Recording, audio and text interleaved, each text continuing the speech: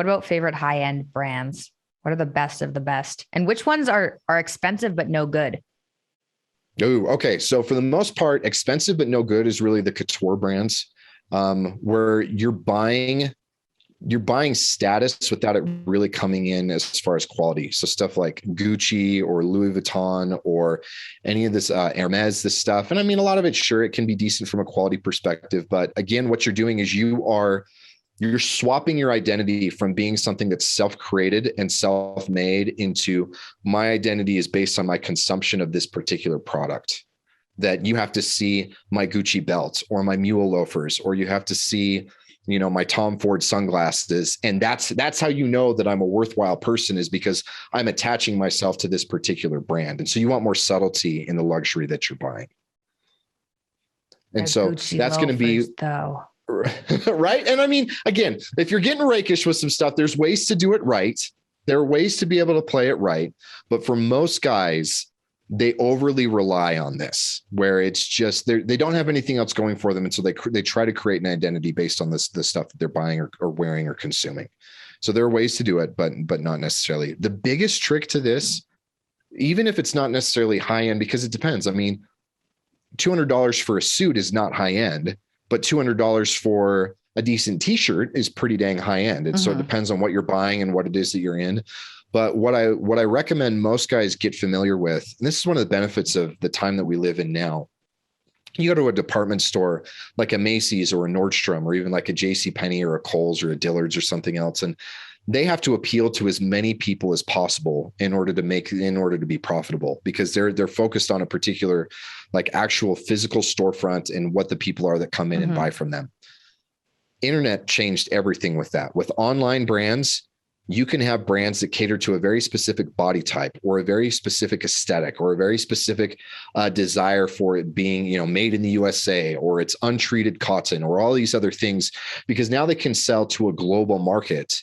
And so they can actually still be profitable without being limited to what the geography is. And so the biggest thing is to find the brands that work for you based on the signals that you want to send, based on what works for your body, and then be really loyal to those brands so that you can go out and continue to buy stuff and support them. And then the stuff's going to look really good on you. So like for me, one of my favorite brands is a company called Buck Mason. They're based out of California. Heard of that. And I love the fit on their stuff. It fits me perfectly. I love the way that it feels. The quality of it is really good. And the price point is enough that it feels premium, but it also doesn't feel like, I got to save up to get something from these guys. And so it checks all these boxes for me really well. And what's cool is that that's all subjective for every man, and it's worth it to find out what the brands are that it's worth being loyal to in that regard. Okay. And then, so you talked about Gucci and how some people overdo it on that just for status. Is that different when you're buying something like the Rolex watch, because it's not a main piece? How do you differentiate between when it's status seeking or not? Good question. I like that. Okay. So I would say that there's two things to that. The first one, I think you're totally right, that it depends on how much attention it draws. Okay. Because if it's a giant t-shirt that's just, almost crassly blaring it in your face, that's very different than being something that's a little bit subtle. I think that's why Gucci loafers or something can be a little bit more so, because they're in a little bit more subtle location. And then the other thing too has to do with, oh man, Mikhaila, there's so many things that go into this. Okay. Because part of it has to do with your archetypes. The more rakish you are, then the more you can kind of command that attention, and the more you can do it that way. The higher your status is within either your respective tribe or just kind of society in general, the more you can get away with. I always use Conor McGregor as a good example of this, where he can wear this kind of stuff because it's actually this like giant middle finger, go to hell attitude to what the MMA community used to be, where it was all like the tap out stuff and the affliction stuff. And he comes in wearing couture stuff or wearing well-fitted suits that have these big patterns. But he could only do it because he's good enough as a fighter that he can back it up. Some kid that's just brand new and isn't winning any bouts, he's not actually winning any fights. If he dresses like that, it's a joke. So your relative mastery or status within a particular organization comes into play there too. And then the other thing to factor in is, even like Rolex, for an example, is how much of a status signal is something within a particular tribe versus within society in general. Because I mean, if you show up with a Submariner, like a really big flashy Rolex, most people are going to recognize that for what it is.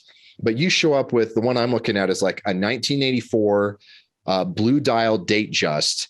And for most people that I'm around, they're never even going to know what it is. But to the people that are in kind of like my menswear tribe or my entrepreneurial tribe, they're going to recognize it for what it is. And they're going to be able to appreciate it in a different way.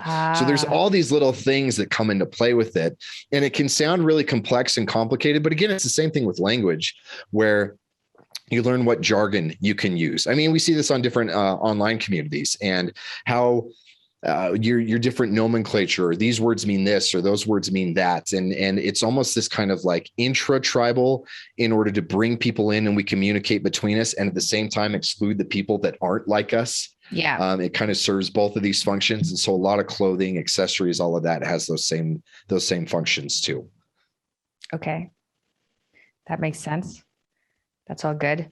What are your, I mean, you can even see that historically where, like the whole idea of you don't wear white, but except between Memorial Day and Labor Day. Yeah. That was just to separate old money from new money, where the new money didn't get those rules. And so it was a way for the old money to be able to like exclude them. Same thing with you don't wear black, you don't mix black and brown with formal wear. That was a British aristocracy thing, that when you were out in your country house, you wore brown. And when you were in the city, you wore black. And so it was really crass to mix the two of them because it was indicative of the fact that you didn't have a country estate that you could go to. You didn't understand these social nuances of what the aristocracy were and how they operated. And so it was this very specific way of we're us and you're them. And we create these arbitrary rules to keep it separate. And the more complicated and the more limiting those rules are, the happier we are about it. Nice.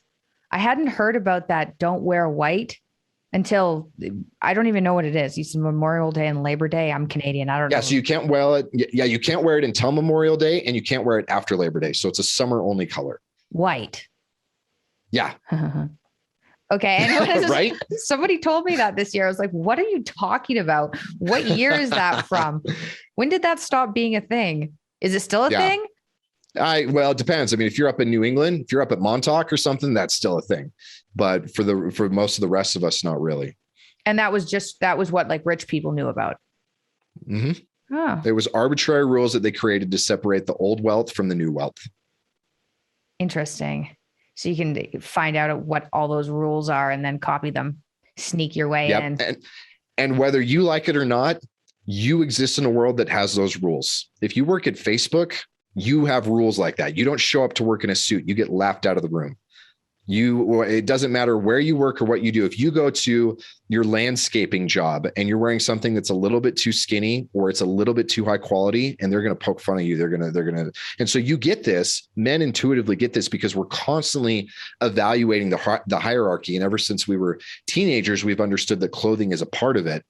And what I want men to start to do is do that more intentionally as opposed to reactionally or reactively. Yeah.